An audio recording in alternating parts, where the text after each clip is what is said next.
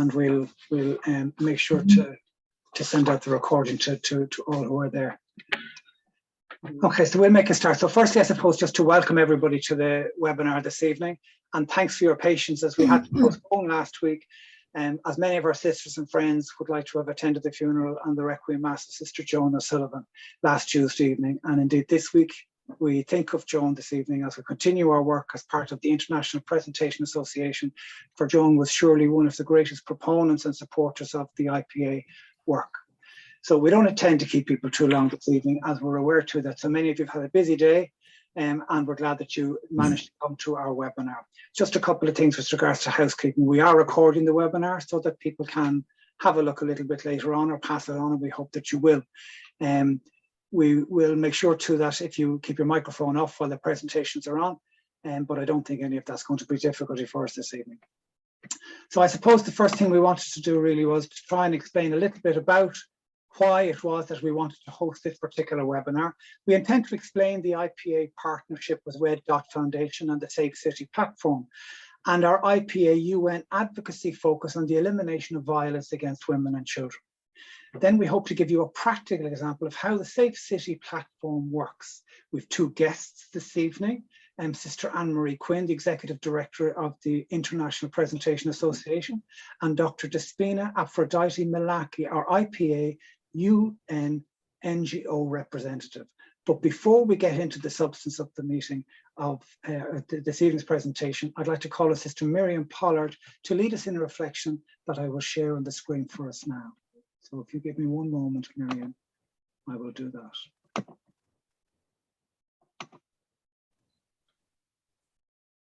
Good evening, everybody. You will remember that Julie Watson was at the UISG Assembly in Rome recently, and there were over 500 superior generals there present and 200 on Zoom. And they all pledged to ask their own congregations to give 5 minutes per day to pray for peace in Ukraine and to pray for President Putin as well. So that leads us into the prayer for peace. I'll read this prayer and we'll have 2 minutes silence afterwards. This is a daily prayer for peace. Loving God, we pray for the people of Ukraine, for all those suffering or afraid, and protect them. We pray for world leaders, for compassion, strength, and wisdom to guide their choices. We pray for the world that in this moment of crisis, we may reach out in solidarity to our brothers and sisters in need. May we walk in your ways so that peace and justice become a reality for the people of Ukraine and for all the world. Amen. Amen.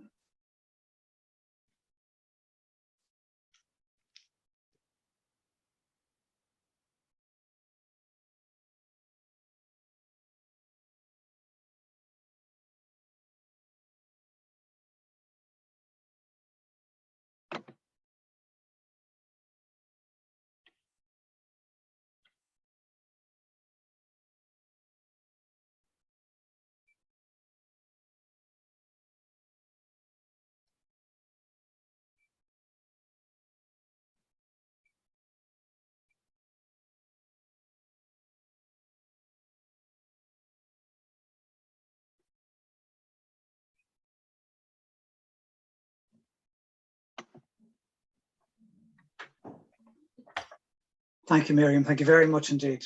And before we begin our first presentation, just to explain really that a really important part of this evening's webinar is to try and encourage all those watching in, whether you're watching in now or watching in later, to take the message of this particular webinar around the Safecity Platform and our UN advocacy focus on the elimination of women or the elimination of violence against women and children, that this Safecity Platform with the Red Dot IPA partnership involvement, that it would be taken by the sisters or those looking in this evening or later, taken out into the communities where you work, where you volunteer, where you meet others, in any circumstance that you can think of. And as we go through the webinar this evening, we hope you'll understand a little bit more about the rationale behind why we're encouraging everybody to take these steps.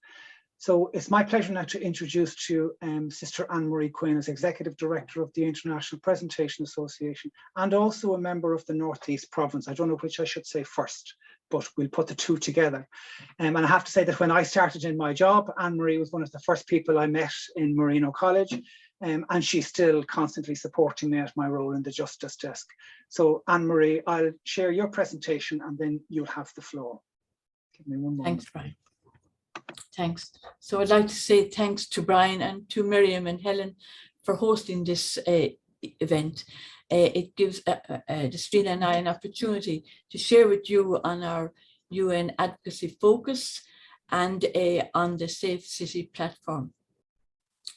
So conscious that as an association or an organization is not fully effective at the UN until it has a specific advocacy focus, in 2020, following consultation with the IPA Justice Context and the IPA team members, elimination of violence against women and children was identified as our IPA UN advocacy focus. It emerged from our 7th Assembly priority action to honour and advance the rights of women and children, intersecting with the priority actions to honour and advance the rights of Indigenous and tribal people and the rights of Earth. Having an advocacy focus is helping us to sharpen our emphasis at the UN and achieve greater impact at both local and global level. Advocacy today has become a pillar of mission for faith-based organizations. It is part of our prophetic mission. Many of you have attended the webinars which were held virtually over the past 2 years. In 2020, prior to the International Day for the Elimination of Violence Against Women on November 25th, we held a webinar titled Empowered and Advocating for the Elimination of Violence Against Women and Children. And the theme of the 2021 webinar was Building Stronger Together. The 10th IPA commitment is to continue to work towards collaboration and building partnership. And one way that we have responded to this call is by partnering with the Red Dot Foundation, which was founded in the United States in 2014 and titled the Red Dot Foundation Global to support work on sexual violence. And they have reached recognition, including an EcoStock accreditation at the United Nations. They are registered as a non-profit company in India as the Red Dot Foundation, and their mission is ending violence against women and girls using crowdsourced data, community engagement, and institutional accountability. In 2017, they established the Safecity Platform.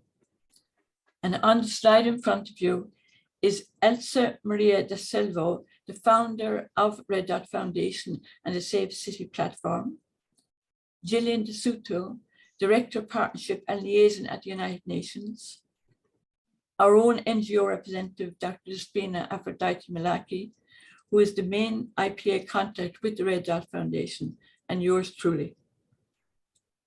And I'm going to stop here now and invite Despina to speak further on the Safecity Platform. Thanks, Brian. Thank you, Anne-Marie. On my end, I would also like to thank you for being here today and giving us this opportunity to present some aspects of the Red Dot IPA partnership.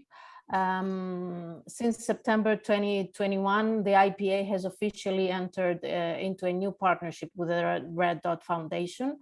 As Anne-Marie explained, an NGO accredited with an EcoSoc status. Their mission has already been described by Anne-Marie, and Ireland is our first IPA country that has already engaged in Safecity, and we also have invited further other IPA countries to do the same for us to build a stronger future for all women and children. The Safecity platform can help us create awareness on sexual abuse against women and girls, and get women and other disadvantaged communities to break their silence and report their personal experiences. Sorry, I don't know what's wrong with that. Okay. Here's the Safecity platform. It is a free platform and does not require a user to register a name, email, or phone number. People can anonymously share their stories regarding an incident, location, date, and time. It was launched as an immediate response to the gang rape of a young woman on a bus in Delhi. And Safecity is also available on the web and on app on Android and iOS stores. Brian will further share with you later on how this platform works. Unfortunately, many of these violations occur on a daily basis, and it has become so normalized that one believes that it is part of our daily routine and we should accept it as it is. Instead, we change our behavior, adjust our routines, restrict our mobility. This promotes a culture of insecurity, which further perpetuates harmful norms that limit women and girls. Do not go out late, do not wear short clothes, the spaces are unsafe, so stay home. These are some examples. Do not speak up because you bring shame to yourself or to your family. Yet 80% of sexual assaults are not reported to the police. Women and girls choose not to talk about it. And unfortunately, the official statistics do not reflect the true nature and size of the problem. As I said earlier, cases are usually underreported. But with Safecity, we're trying to break that silence and bridge the data gap that exists. By documenting their story anonymously, it is the first step in acknowledging the incident, that the incident occurred, and actually we make it visible. Each story is plotted on the map and visualized with others as hotspots. Safecity will enable us to collect data, which we can analyze further, and then we can understand location-based patterns and trends emerging, and also identify factors which contribute to behaviors leading to violence in order to work or to implement strategies for solutions. The data can be used to start a conversation with specific stakeholders or civic authorities on what could be the solutions, or to inform or change policies in addressing or preventing violence, both at the local and the international level. This data enables citizens, communities, authorities, police, policymakers to create safer spaces. The aim is to make this information available in the public domain so that people can be more situationally aware and make better choices for their safety. They can mobilize their communities around an issue, get them to take a stand and find local neighborhood solutions, or demand accountability with service providers. Simple solutions that encourage individual action, focus on community engagement, and drive institutional accountability. Allow me to say that as the global spotlight has turned more sharply over the last decade on the persistence of violence against women and children, the need for more and better data to inform evidence-based policies has escalated. Data collection is more than just a technical issue. Advocates like us and defenders of women's and children's rights, as well as international agencies, national policymakers, they want to understand the nature and magnitude of gender-based violence. They seek information and guidance on how sound data can be collected on a subject like this, a subject that is present in most society and cultures, a subject that is sensitive and often hidden. Data is essential to help quantify and qualify problems, inform policies, as I said, and design programs based on that evidence. Sharpening the focus on data doesn't mean a lesser emphasis on advocacy and action. To the contrary, we can better monitor and evaluate the advocacy actions we're taking by investing in the necessary research and data collection initiatives in order to further develop a solid evidence-based advocacy strategy. Dissemination of data in accessible formats, of course, will continue to be needed in order to raise awareness and to foster the political will. A will which is required to develop and implement effective strategies and action at all levels of society. This is why all of us need to embrace the Safe City project. When we work together with others and collaborate with them, we can achieve a greater impact. That's all from me. Brian, back to you. Thank you for your time. Thank you indeed.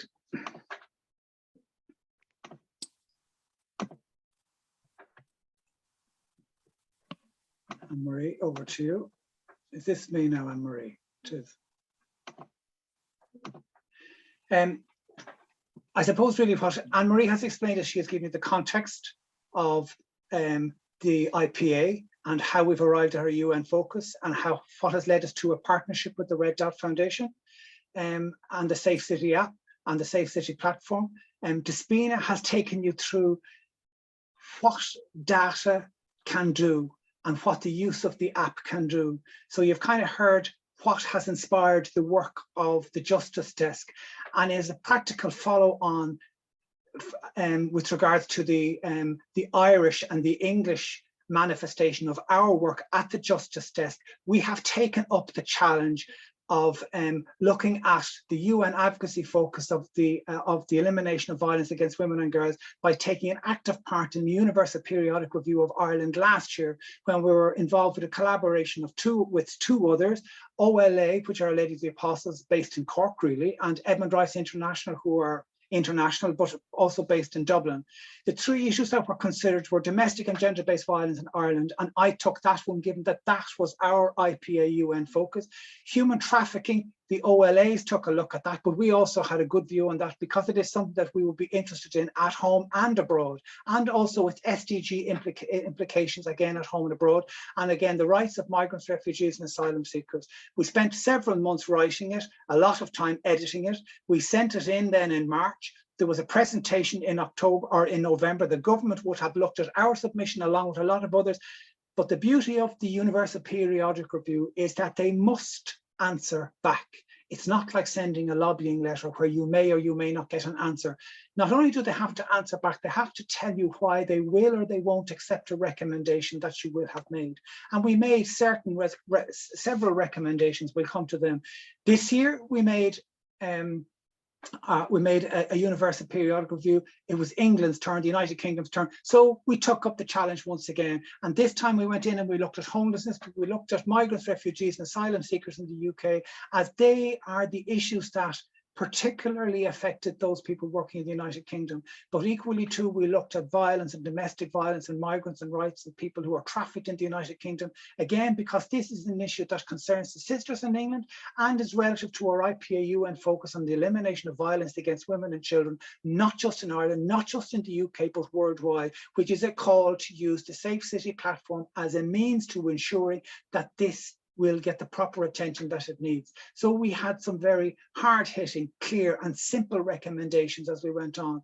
We presented all of this into the sisters in England in terms of what we were doing, and currently what we're doing now at the minute is that we are involved in looking at the Convention on the Rights of the Child. There is now an opportunity to make a submission on the Convention of the Rights of the Child, because Ireland will be examined on its human rights records relative to children. So what we decided we would do is we would look at our Universal Periodic Review, where we looked at domestic and gender-based violence, but we would look at how it affects the children and that this was the particular issue that we decided that we would take when we were moving this. So you can see how our work at the Justice Test is inspired by the work of the IPA and is focused by the work of the IPA, but then not only can we just comment on it and advocate on it and write on it, but we now have a practical expression for this important advocacy work, which is the use of the Safecity platform and an effort to try and roll it out across Ireland as a means to reducing and ensuring the safety of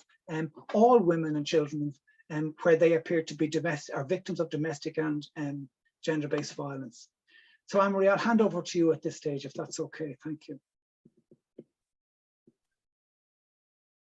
Thank you, Brian. I just took the opportunity when we were here this evening just to bring to your attention IPA publications in relation to the UN advocacy focus. Last year, there's been produced this very helpful kit titled Elimination of Violence Against Women and Children, Respond, Advocate and Prevent. And it's a very helpful tool to use. So I'm bringing it to your attention, and maybe you might bring it to attention of those whom you work with and engage with. And also to invite you to join us, and we would really like you to join us on May 25th, when we will be launching IPA's first piece of research titled Making Uncomfortable Conversations Comfortable: Gender Stereotypes and Domestic Violence in India, United States and Zimbabwe, 3 places where IPA has a presence. So that's on the 25th of May. And also to bring to your attention that IPA will launch a new website on the 10th of June. It will come live. And we hope that this new website will meet the needs of our community today, that people will be able to navigate it more freely. The last website was of its time, and one of the, it has been said to us that people couldn't navigate it or couldn't find things. So we're hoping that the new website will assist in some way in that. And also, if you see there on the screen, I know it's quite small, there's a section under Assembly. And as we begin the work preparing for the 8th Assembly, we will be entering materials in there, so people will be able to keep track of the Assembly by what we put in.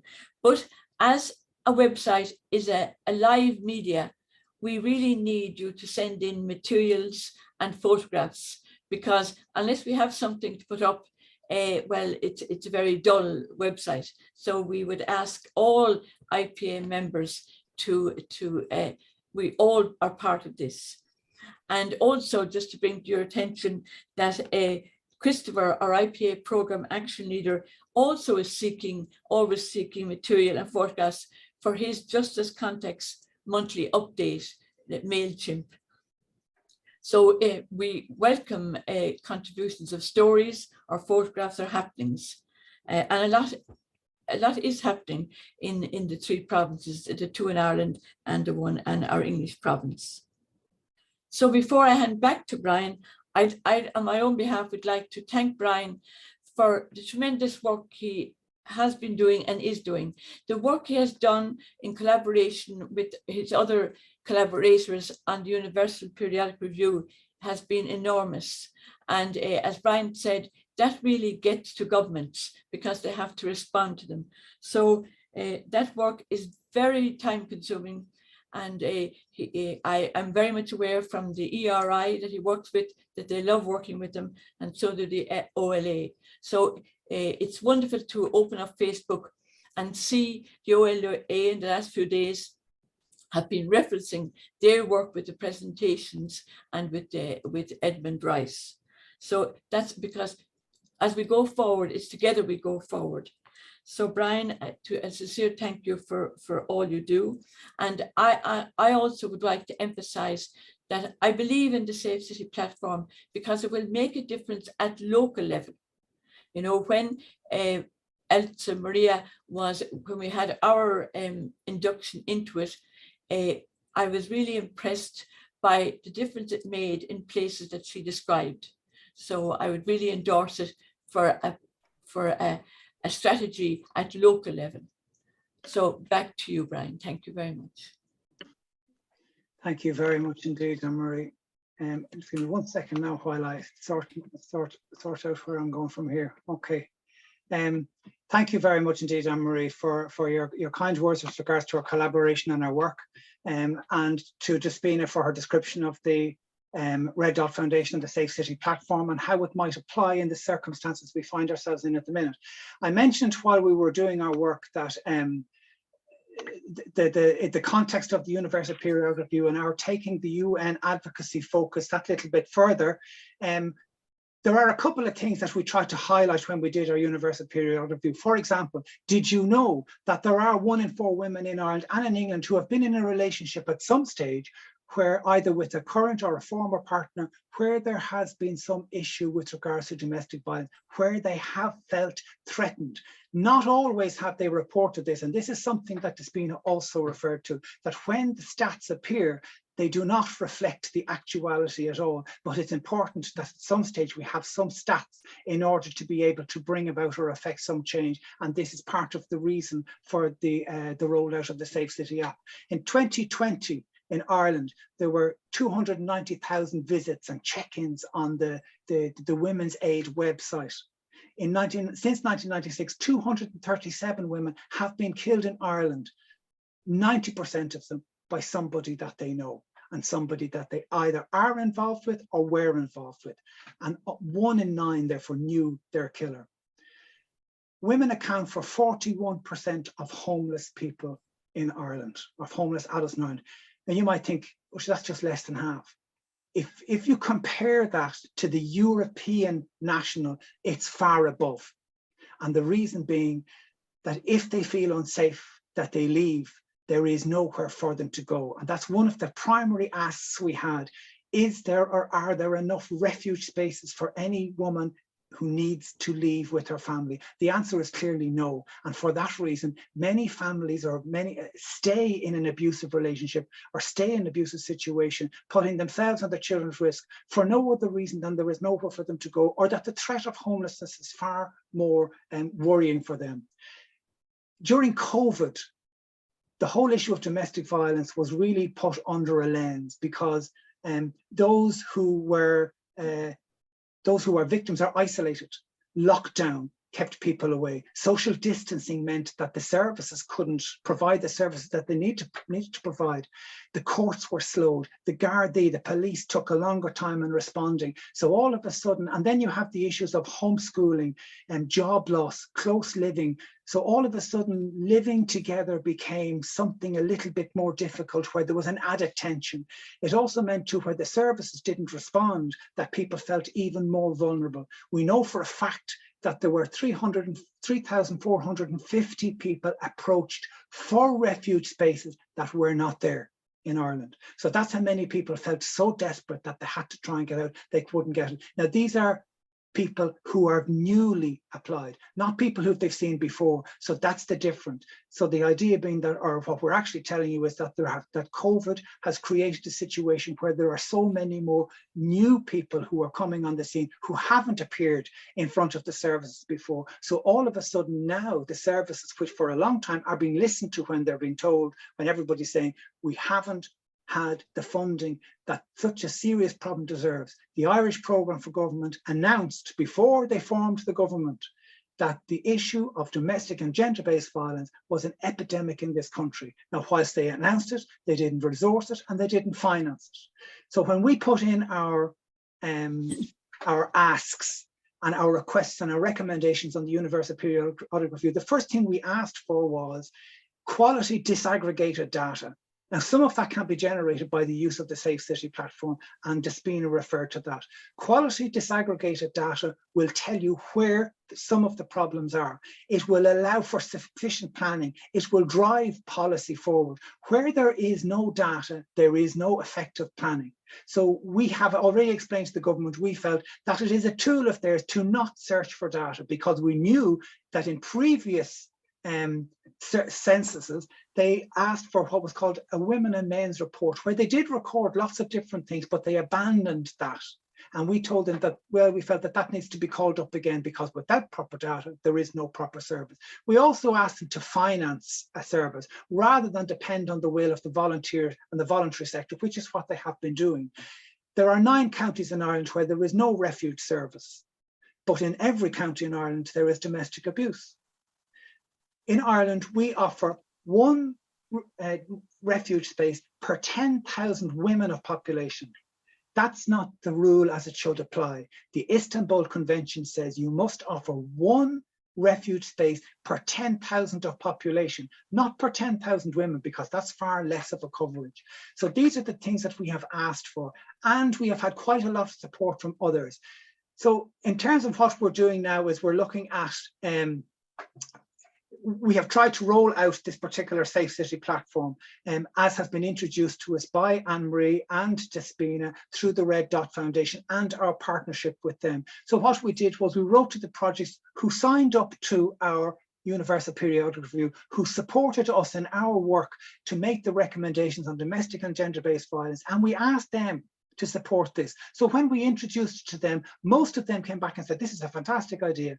Why haven't we seen this before? So they were able to interrogate it and try and roll it out as they could.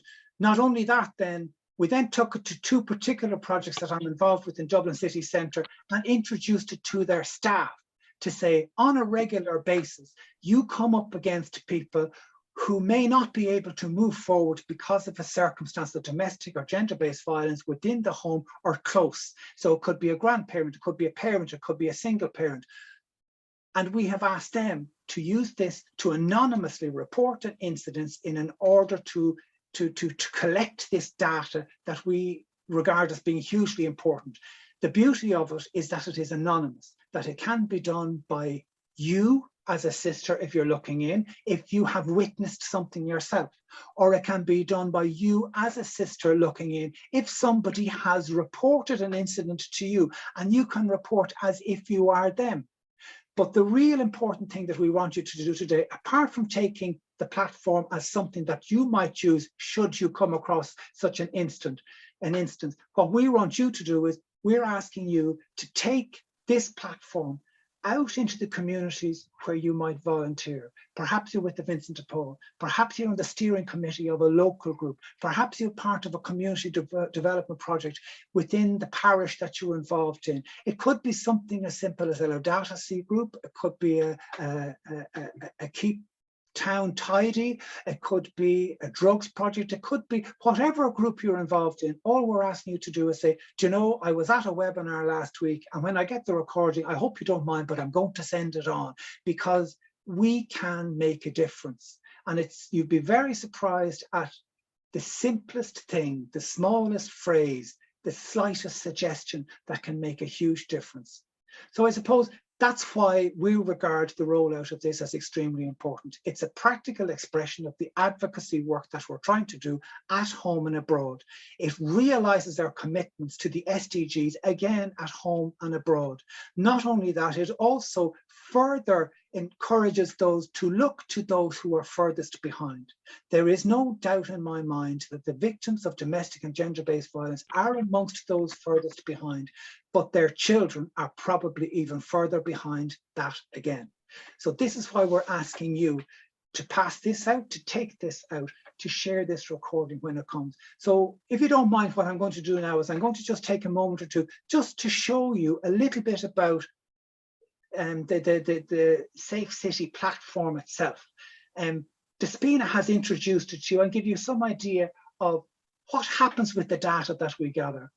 But what I really want to show you is that it's not difficult, that if you can manage to come on Zoom, or you can manage to use any of the simple apps on your phone, WhatsApp, you can use this. It's that simple, it's not complicated. So if you bear with me, I'll just kind of run through a simple scenario, and I won't complete the full step because that would be tantamount to recording an incident of domestic or gender-based violence, which actually isn't occurring, but you'll see the gradual steps as we go through.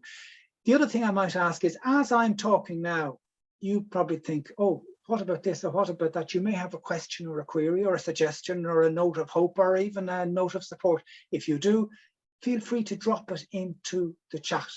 and we'll try and come to whatever questions people might have at the end. But I'm just going to share my screen now at the minute, just to give you an idea of what the Safecity app actually looks like, the platform itself. Sorry, I shouldn't keep saying Safecity app. But the reason, I'll tell you why I'm saying that. This is what it's the Safecity platform, safecity.in. If you Google Safecity, you'll find it. It describes there on the front page exactly as Despina has said. What is Safecity? Well, it is what it says. It's a platform that empowers individuals, communities, police and government to create safer public and private spaces. It can only do this if it collates and gathers, interrogates and analyzes the data that can be created by somebody like you or me reporting an incidence of violence. So we can share anonymously. You can see it there. Now, you can do it on the web like this on your laptop, or you can drop down here and you can download an app. If you have an Apple phone, you'll get it here. If you have an Android phone like a Samsung, you'll get it there. So really what they're saying is you have a number of different ways of getting it. So there's no real excuse. If you spot an incident, and you might say, well, what constitutes an incidence of violence? We'll come to that. So let's say I just say, I'll check out, share my story. So I'm going to share my story and you can see what's happening. It's beginning to go through. So share an incident. I'll click through and I see. Now you can read your way through it. So I'll say it's in Ireland, click Ireland, yeah. It's in Dublin, yeah. Select a language. I think I'll select English because that's the one I know best. And I don't think, hold on till I get myself sorted here.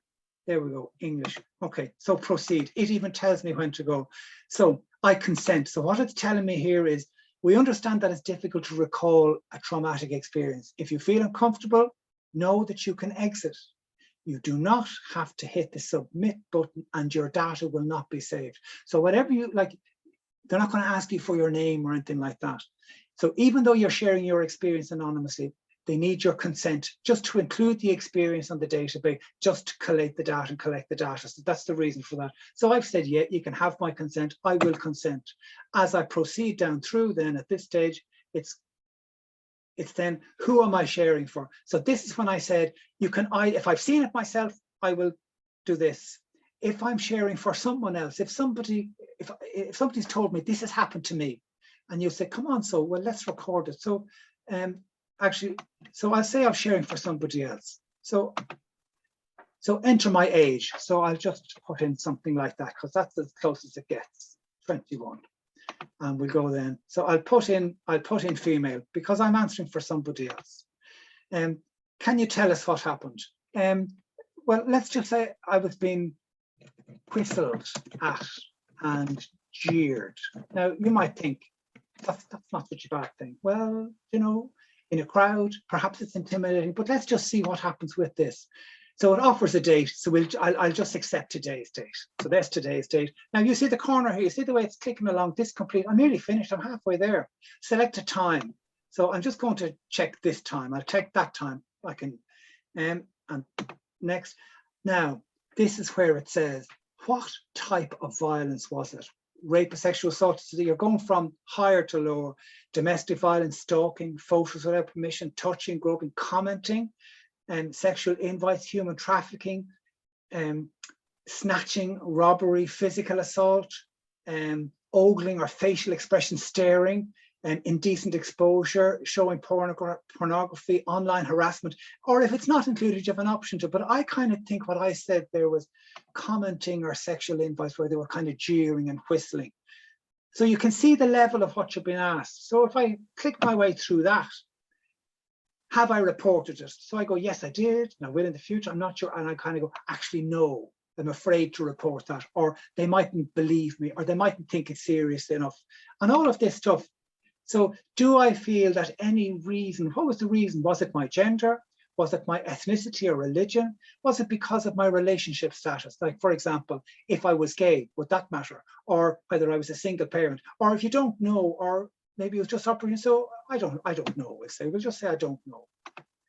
And would you like to add anything else about your experience? I don't really. Or I could say it's happened before, or it happens every week in the same place. Or, you know, now I'm rushing through this, but you can practice and have a route through so that you know what's expected. Now it comes to the next part, and you might say, right, I have to tell them where it is. So I'm looking here at a spot. So let's say if I have, I'm not going to identify a house, because if I do that, I'm identifying a person, but I might go to the closest park to the house or the closest street. So I'm giving a vicinity without identifying, but it might just be a street, so it doesn't matter. So I'll just click a spot there. I'll click, there's the Rotunda Hospital.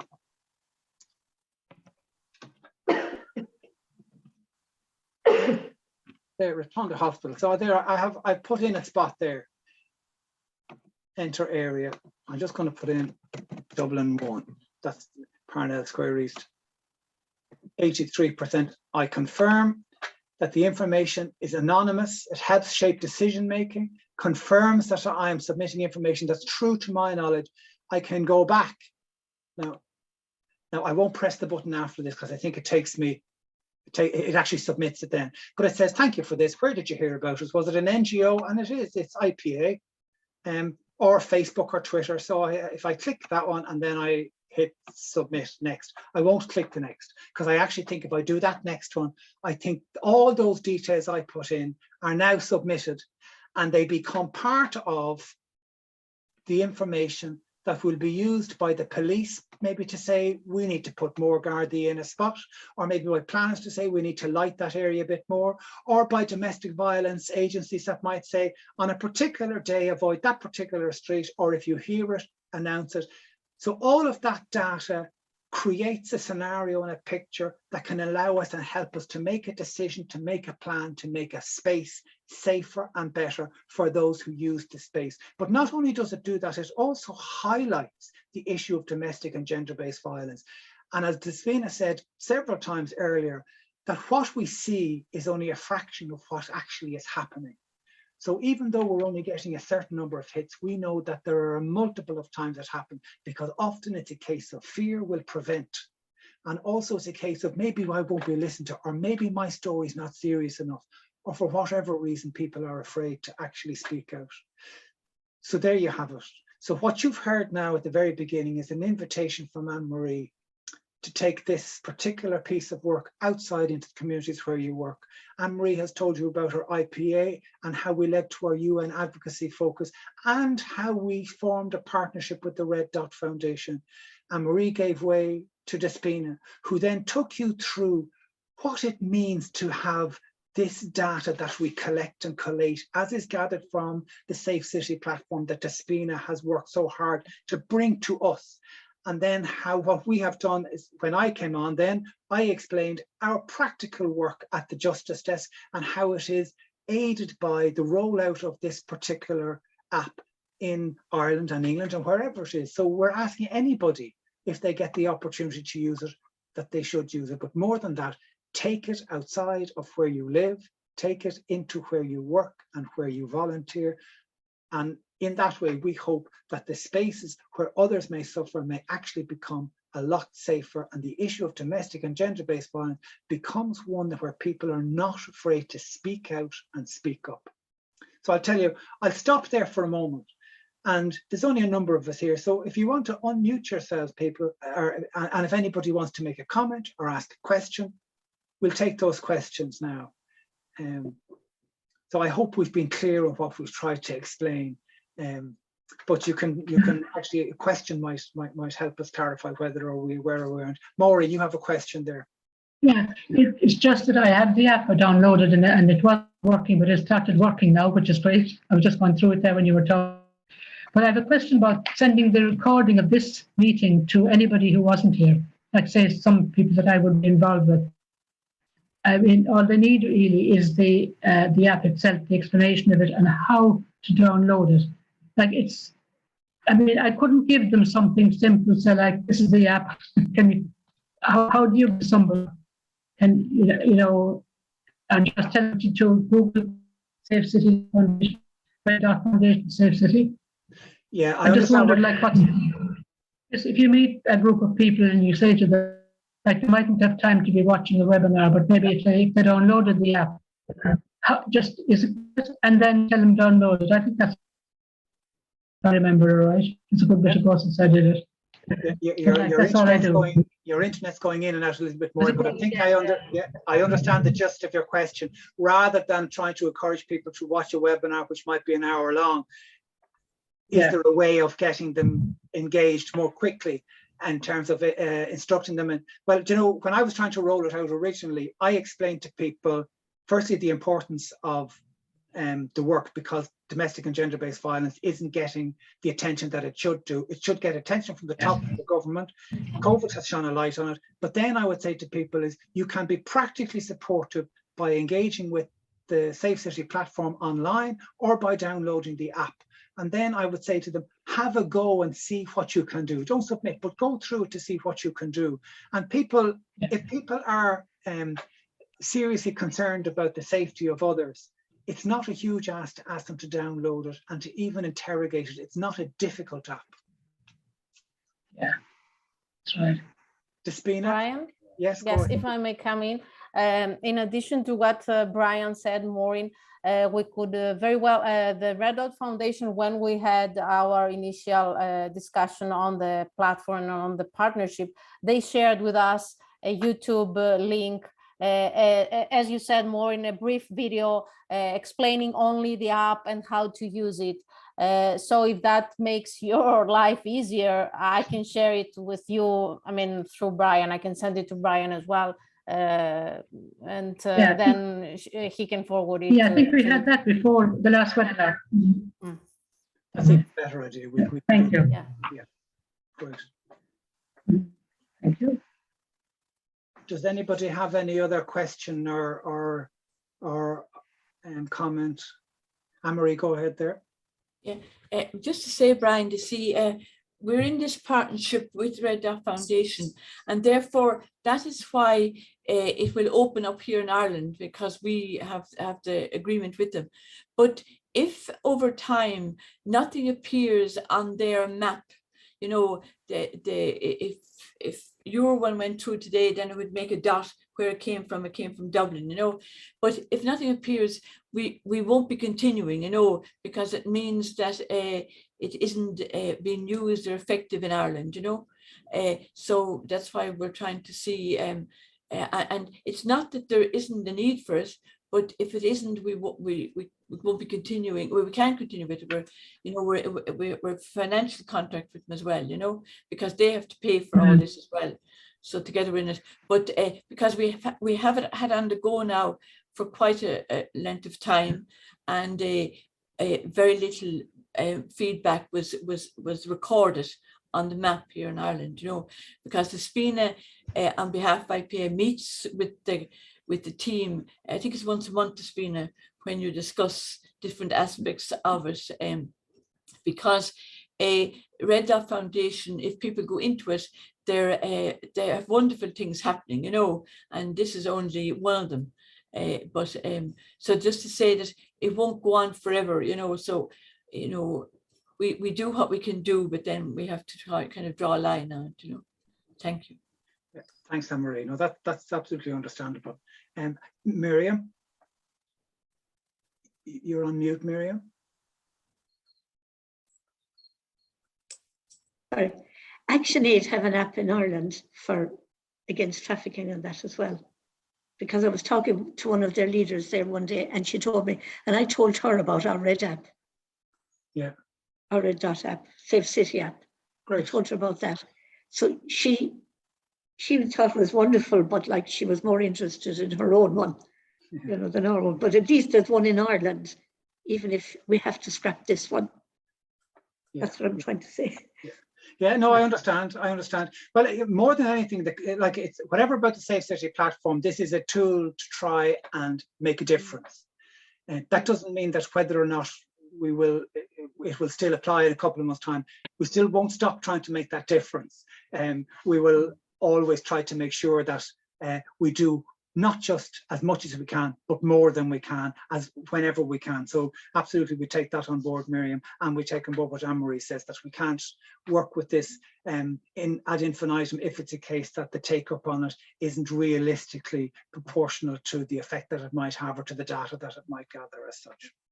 So we're coming close to, Maureen, go ahead there. I'm just wondering about people who work with women's groups like that, you know, would it, I mean, they're the people who would come across incidents more than we would, you know, in our daily activities. And have they been Any,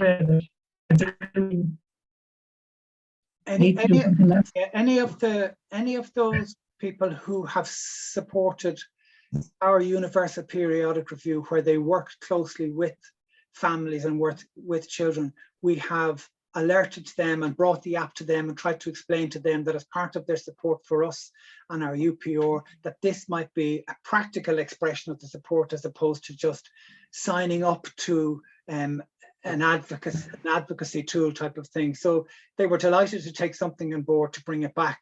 But I can't vouch for how far it goes after that or what they do with it. But I know as a congregation in Ireland, we don't work specifically with women in difficulties that where we might have opportunity to use that particular app. But that's not to say that in some circumstances, we do have some sisters working with migrants or working in direct provision or working with families or working through schools, and that there's no doubt, but that in those circumstances and indeed others, that they may indeed come across incidents of domestic or gender-based violence, or where those incidents might actually be reported to them. And it's really, that's as much as we do as trying to encourage people to take this platform outside of themselves in the hope that they will try and move it on a little bit more. Yeah, Anyway, Good Shepherd sisters would be working with people. Good Shepherd sisters would be working with people who are being experiencing domestic violence as well. So maybe talking to individuals so we know. Yeah. Thanks, Maureen. I'm conscious of the time. Oh, Helen, go ahead there. You have your hand up. I didn't see it. Mine is just that as I am down here now at the Nano Nagle Centre in Cork, I'm very aware of their contact with so many women and children in very poor circumstances. And unfortunately, Pauline Casey is not with us this evening, but hopefully she will see the recording, because I think they should be and would be very interested. Thank you very much indeed, Helen, for that. Eleanor? Is it something we can use in the UK? Yeah. You were talking about in Ireland. I wasn't quite sure then what you meant. Well, the official rollout of the we're all right in any of our IPA countries. Yeah, absolutely. Eleanor, it's okay in any of the IPA countries. Yeah, yes. When you mentioned that you were talking about Ireland specifically. I spoke about Ireland because we have been trying to promote it so much in Ireland, and it didn't take up, So and we so that was it. Whereas this is the first opportunity we had to meet yourselves in the UK. But when we took it out in our 20 countries. IPA 20 countries. We were trying to begin the process of rolling it out in Papua New Guinea because statistics show it's one of the worst countries in the world, for domestic violence especially. So, but internet and that has been affecting us currently. No, at this current time, we have it in all our countries, 20 countries, but I was just emphasizing Ireland. We have been trying to promote it here for a number of months, Thanks for that clarification. Thanks, Eleanor. Thanks. Thank you, Eleanor, and thanks to everybody really who turned up. I think we've kind of exhausted our list of questions as such, and we're kind of coming up on the hour now. So if you don't mind, as we begin to close, I might just hand over to Anne-Marie for a moment. Anne-Marie, did you want to say something towards the end there? No, well, one thing I want to just pick up, I was delighted to hear from Miriam. I wasn't aware of the Against Trafficking app, because that's another one, even if we were promoting this for that reason, trafficking is such an issue at the moment, and we promote any way that we can help other people, so I personally wasn't aware of that, Miriam, so thanks for bringing it to my attention. And I think it's very good. We're talking about one or the other, this is one that we have, and that but we also, if AFRI has Against Trafficking, you'd love to share that with people as well, but I'm just delighted to have the opportunity. I know its quality is here tonight, not quantity, and that's very important, but we do have the recording, and it's word of mouth spreads what we're trying to do, but it's definitely to try to, there's always the fear that people say about IPA, it's way out there, but there is that advocacy arm, which is the local advocacy arm, which the global would be no good without the local, so, and this app was trying to do something concrete for the local, you know, and then that spins off to the global, you know.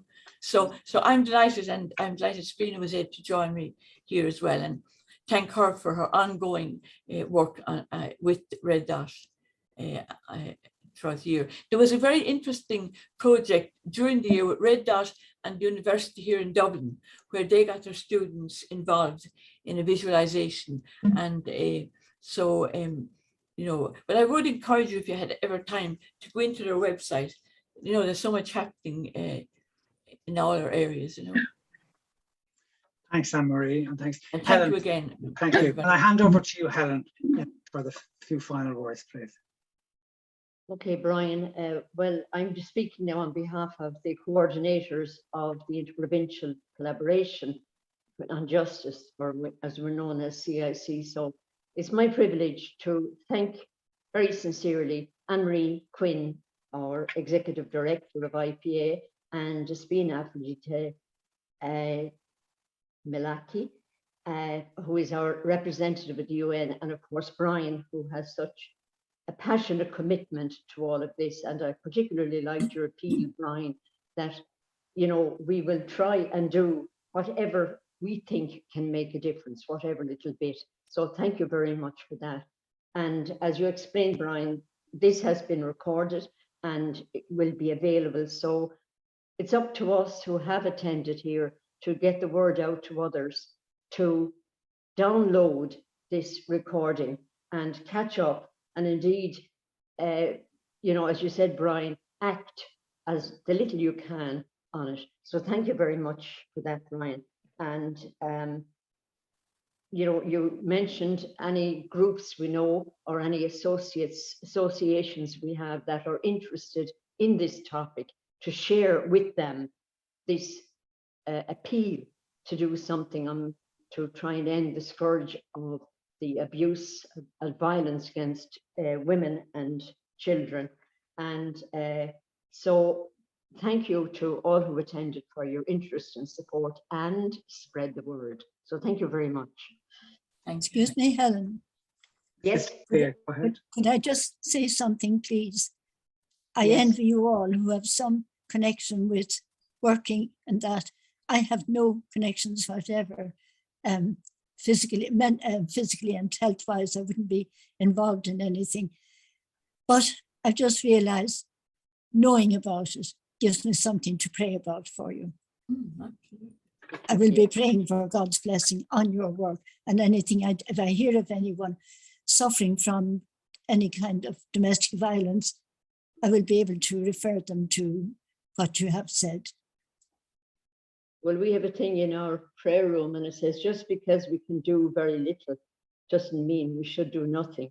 Do whatever little you can. So it's up to each one of us to do the little we can. Okay, thank you.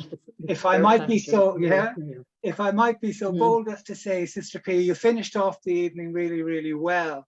And you finished it off in such a way that we actually can't see you, but we can hear you. And I have the feeling that that's how this will be, that those who couldn't tune in tonight, they will hear about what has happened tonight. And in that way, your good wishes and your prayers will be answered, we hope. So maybe on that, we'll thank everybody for taking the time to prepare, to turn up, to present, and to be available for this evening. And taking Sister. Thank you, Brian, for your hard work. Thank you indeed for everything. So it's really a nice way to spend a better evening. We've had a very rainy day here in Dublin, but it's just picked up now. So thank you all very much. Get out. Thank you very much. Bye, everybody. Bye for now. Take care. Bye for now. Bye. Thanks. Bye for now. Thanks, Susan. Thank you. Bye, Susan. Bye. Take care. Bye. Bye, everybody. Thanks, Brian. And Despina and Anne-Marie. And Thank Helen. you, everybody. And Thank you, Brian.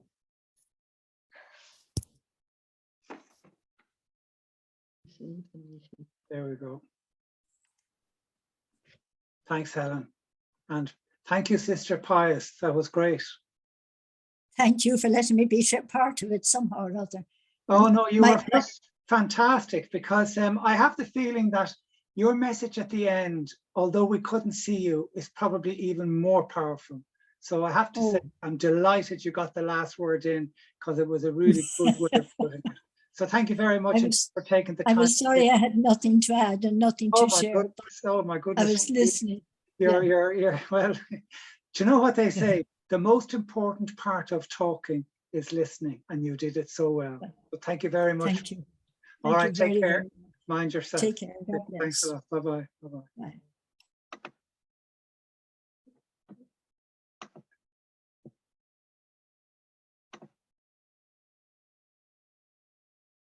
And meeting for all.